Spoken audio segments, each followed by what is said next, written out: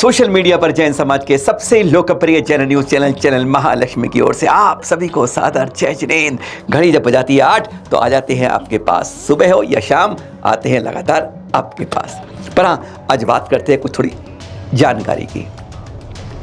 वर्षा योग चल रहा है, जगह जगह प्रवचन होते हैं। आप गुरुवर के पास जाते हैं तो पता है एक पहले ही घोषणा होती है, कोई गुरुवर के चरण नहीं छुएगा, आचरण छुइए चरण मत छुइए। जी हाँ, डोंगरगढ़ चले जाओ आचार्य जी गुरुवर के पास, आगरा चले जाओ, गुणायतन चले जाओ, दिल्ली में ऋषभ विहार चले जाओ, जहाँ भी ऐसे कई जगह अनुभव है, बड़ौद चले जाओ, गुरुवर के चरण मत छुइए, आचरण छुइए।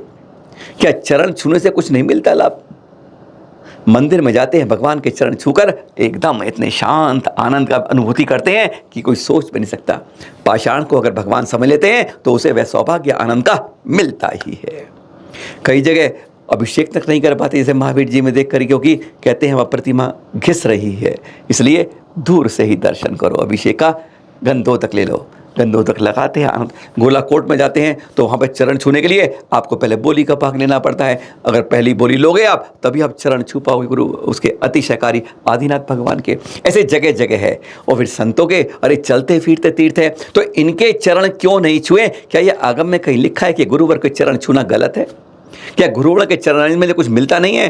अरे बहुत कुछ मिलता है, झोली भर कर मिलता है। और जो अनुभव मिलता है, जो अंदर आनंद की अनुभूति होती है, वह गजब। फिर क्यों कहते हैं क्या उनका अतिशय कम हो जाएगा, उनके तप त्याग की प्रतिष्ठा कम हो जाएगी? बहुत गजब की बात है। आगम में ऐसा कहीं नहीं मिलता कि चरण नहीं छूने चाहिए। आगम में यह भी नहीं मिलता वैसे कि चरण छूने चाहिए या आचरण छूने चाहिए। यह बात क्या है? इस बारे में मुनि पुंगव श्री सुधा सागर जी ने खरी रूप में स्पष्ट बताया कि कारण क्या है, ऐसा क्यों कहा जाता है। पहले ध्यान रखिएगा, अतीत में ऐसा नहीं कहा जाता था, अभी कुछ वर्षों से यह शुरू हो गया है। क्यों शुरू है सुनते जरा। मुनि पुंगव श्री सुधा सागर जी का वर्षा योग चल रहा है आगरा में हरि पर्वत पर, सुनिए जरा। नीतियाँ कहलाती।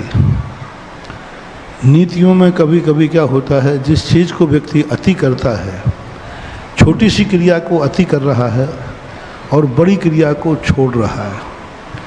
छोटे छोटे नियम तो बहुत अच्छी तरह पालता है और बड़े बड़े नियमों का कोई काम नहीं होता। छान के पानी तो पिएगा। मैं साहब मैं बिना छनी कोई चीज़ नहीं पीता हूँ, लेकिन शराब भी पिएगा तो छान के पी लेगा। एक व्यक्ति शराब भी छान के पी रहा है और एक बिना छना पानी पी रहा है। दोनों में से भैया क्या श्रेष्ठ है? एक शराब भी छान के पी रहा है और एक बिना छना पानी पी रहा है।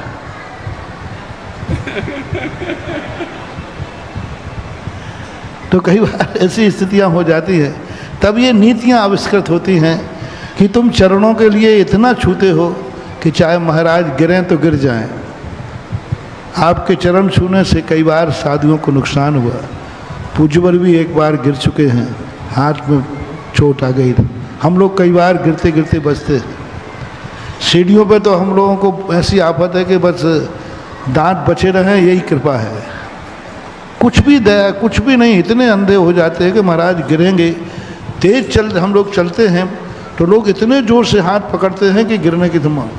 चलते समय पहली बात तो पैर पकड़ो मत, पकड़ो तो इतना लूज हाथ हो कि हमारे कदम आगे बढ़ने से न रुक पाए, तो उस समय गिरने की बहुत संभावना होती है।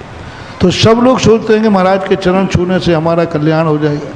जब अति होने लगी तो लिखना पड़ा, चरण नहीं आचरण छुओ। क्योंकि आचरण में स्वयं को थोड़ी सी परेशानी होती है, दूसरे को कोई बाधा नहीं होती है।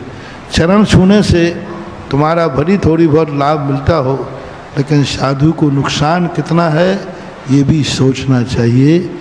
इसलिए समस्या को देख करके नीतियों का आविष्कार होता है। सिद्धांत नहीं है नीति, नीति समस्या का समाधान है।